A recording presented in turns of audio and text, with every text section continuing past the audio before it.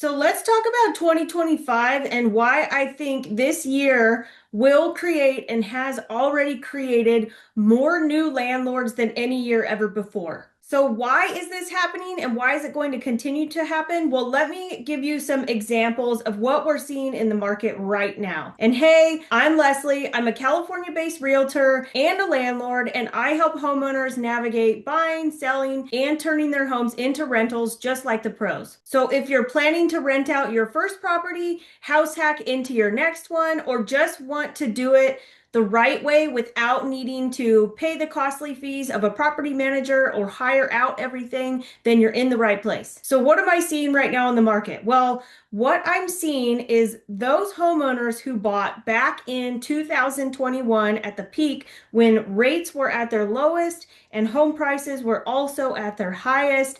There was a lot of rushed decisions being made and a lot of competition. So buyers at that time were literally like, we're just going to throw stuff in and see if we can get one in certain markets. Not every market was like that, but a lot of really hot real estate markets were like that. And buyers were paying a premium because they were up against multiple offers. But the beautiful thing is they had those really low interest rates that we were seeing back in 2021. Now, fast forward to today's market, 2025, and a lot of buyers feel like they made a rush decision back when they bought in 2021, but they're sort of in this position where they feel like they've been stuck with their house because their interest rate is so low.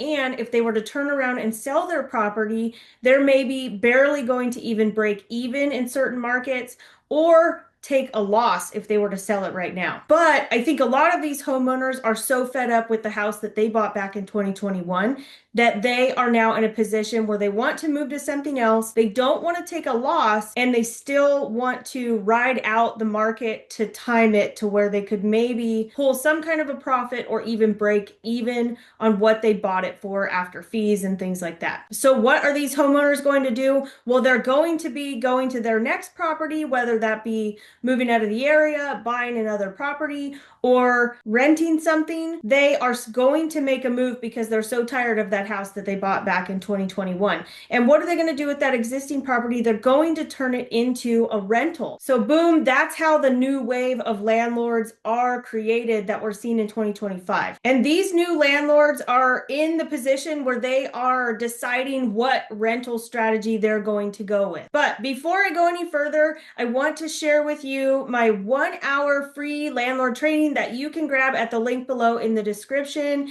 It is jam-packed, full of details, specifically if you're a new landlord and you're in this situation where you are thinking about renting your house out in 2025 and moving on to your next property, then this training is for you. It's 100% free, and I guarantee you that you will walk away with something that will at least shift your mindset as a landlord or just give you a tip to help you get started on the right foot. So what type of strategy are we talking here when it comes to rental properties? So new landlords are going to be looking at all the options, whatever is going to either help them at least just break even on their property, because that's what I'm seeing a lot of, especially when you bought at a higher price back in 2021. Although you have that lower interest rate, you still have a higher price and a higher mortgage payment. And a lot of landlords are maybe in the position where they're just trying to break even, maybe even taking a small loss just to keep the property for a few more years to hopefully see the market in their area turn around. And I'm seeing this literally right now with listings that we have had on the market. One recently we put up, and these homeowners, the property is worth just barely what they paid for it at the peak of 2021. It's unfortunate, but it is what it is, and they need to make a move. So yes, there are still people making moves out there, but a lot of homeowners are now deciding to turn their properties into rentals and ride out this wave until we see a change in the market where maybe they can recoup on their investment, either break even or pull some type of a small profit. So the different strategies that these landlords are looking at are obviously our first most popular strategy for new landlords, which is the long-term rental strategy. This is typically a 12-month lease or longer, and the property is rented unfurnished. Then you've got the second type of strategy, which is called a midterm rental, which is a lease term anywhere from 1 to 6 months. It could be longer as well, but that's typically a furnished rental and the tenants stay 30 days or longer, basically. It's often referred to as like corporate housing or travel nurse housing. Sometimes people call it like insurance displacement housing, whatever you want to call it. It's still a midterm rental. So the third strategy is a short-term rental, and a lot of new landlords think this is called an Airbnb. Well, Airbnb is simply just one of the marketing platforms where you can list your short-term rental. But the actual strategy is called short-term rental, and these properties are typically conveyed furnished to the occupants, and the stays are under 30 days. Now, on top of these three different strategies, there's also a fourth strategy that landlords look at sometimes, and that is renting out by the room. So instead of renting the entire property, they decide to rent each individual room, and you can implement any of the three strategies on this one strategy. So if you were going to rent out the rooms, you could rent them long-term, unfurnished. You could also rent them midterm for leases anywhere 30 days or longer, and you can even rent out the rooms individually on a short-term basis. So what strategy is best for you as a new landlord? Well, it's all going to come down to your commitment level, your financial capability, and also how active of a manager do you want to be when it comes to your property. So long-term rental, that's the least active management style. Midterm is more of a middle tier management style of the property. So you're still involved more than a long-term rental, but less than a short-term rental. And then short-term rental is obviously the most labor intensive from a management perspective because you're turning tenants over more frequently, as well as you're dealing with a different level of customer service that you need to have as a landlord, because once you step into the short-term rental business, you are getting into hospitality. Just like you are going to be working at a hotel, you need hospitality level service. And then renting by the room, there is more legwork involved with this as well. And it's usually the turnovers are at the 6-month point or the 12-month point. And a lot of these rent by the room options, they are rented out furnished. So there's some furniture involved. So I'd categorize renting by the room more as a middle tier, a hybrid between full active management style with short-term rental versus a little bit more hands-off on a long-term rental. You're going to be somewhere in the middle with the rent by the room strategy. So if you're a property owner and you're even thinking about renting your house in 2025, check out my free 1-hour landlord training that is perfect for you as a new landlord. And I promise you will walk away with something that helps you.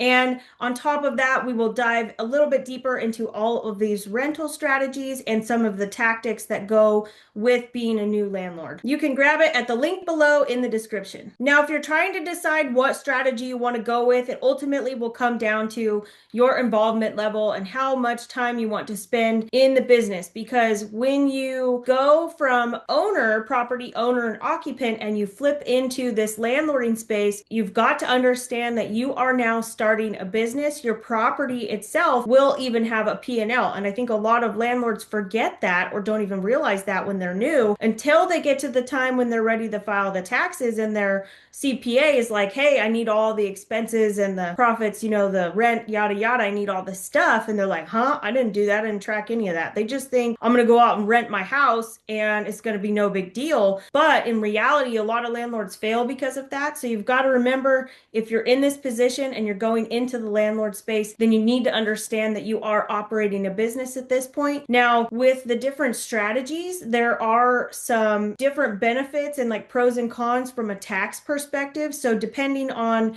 your job and your income level and what you have to play with money-wise, this could be a good opportunity to talk with your CPA or real estate specific CPA to get dialed in on what you might need and which strategy you might need to go with in order to help offset some of your taxable income. So turning your property into a rental is maybe not a bad thing for you if you still have really high income, like W-2 income, for example. So before you even pick a strategy, get the financials worked out first and also see what strategy is going to most benefit you and your family. Now, there's one more topic I want to cover, and that is capital gains. So if you bought your house in 2021 and you're planning to rent it in 2025, and you eventually want to sell after you've turned it into a rental, you're going to deal with capital gains of some type. So let's say you bought your house for $550,000 in June of 2021, and you have lived in the property until June of 2025. That's 4 full years of occupying the property. Beginning in July 2025, you move out and you start renting the property. Now let's fast forward, and if the capital gains and the tax code stays the same,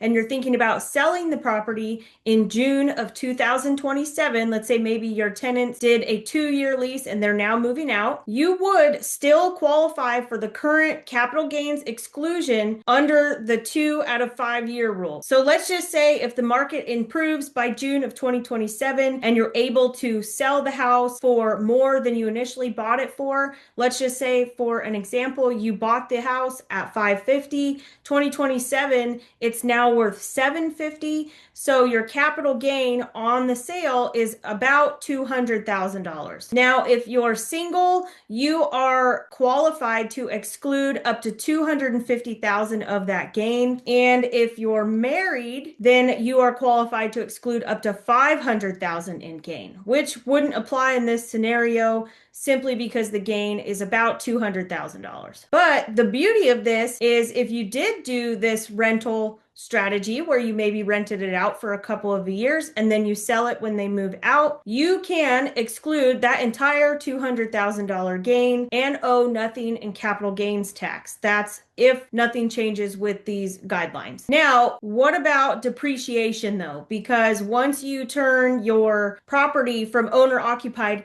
into a rental, you are going to claim depreciation most likely. So assuming that you depreciated the property $10,000 per year, that was $20,000 over 2 years, you are going to get hit with some type of depreciation recapture. So roughly that depreciation recapture will be about 25% of the depreciation amount. So let's just say roughly $5,000. So now we're looking at a net on the sale of about $195. Now, of course, keep in mind there are going to be fees, escrow title, so on and so forth that would affect the sale. But if we're just cutting all of that out using clean numbers, you're at a $195 gain tax-free. So that's also why having a strategy is so important. Not only a strategy from a landlording perspective and how to effectively lease your property, but then you're going to need to know how to navigate the management. And then on top of that, you're going to need to know how to navigate your taxes by getting maybe a real estate specific CPA, because remember, you are now running a rental business. And so having the knowledge of a lot of this up front before you even jump into the landlord game is so important. So 2025 is already shaping up to be a huge year for new landlords. I'm seeing them flood to the market almost on a daily basis. And most people are going with the long-term rental strategy, but midterm rental strategy is really hot. So is short-term and renting by the room. They're all options worth looking at. So even if you do break even, don't feel like you're completely failing, because a lot of homeowners are doing this right now because the market's not in their favor to sell. And the property can become a long-term wealth builder if you do it right and understand some of the benefits of having a rental property. Just don't go in blindly and make sure that you are treating your rental just like a business. So in 2025, if you are trying to jump into this landlording space from being a homeowner and you want to do it without a property manager, go ahead and check out my free 1-hour landlord training at the link below in the description. I promise you will walk away with nonetheless a strategy and a framework for how to do this the right way from the start. And as always, happy landlording!